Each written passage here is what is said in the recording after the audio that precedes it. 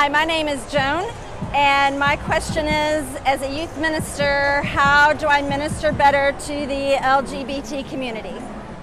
Joan, thanks for taking care of God's people, especially the youth and young adults that are coming to your parish. They're the future of the church, and so we need to help them in every way to hear God's call, to understand where the church is coming from and how the church teaches us to hear God's call to holiness and to live it out. One of the things that the church wants us to remember about people who experience same-sex attraction or who are experiencing discomfort or confusion about their gender identity is that a person's identity is much, much deeper than part of that person's experience.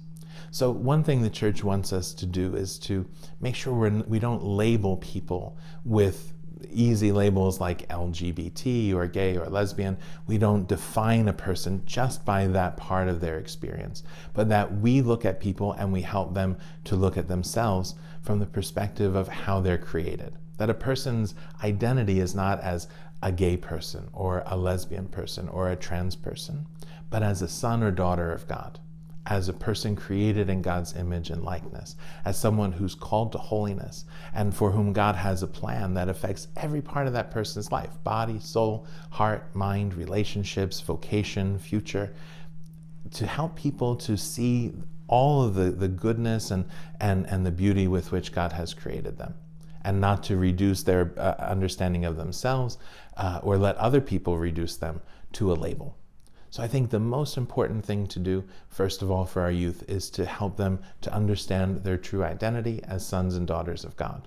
And then to speak the truth in love and share with them everything that the church has to say through the scriptures and through her teachings about the goodness of sexuality, about God's plan for sexual relationships and sexual intimacy, about the moral life and the virtues of chastity and friendship, and all those other things that make us sons and daughters, as well as disciples of the Lord. So if we're striving to see the person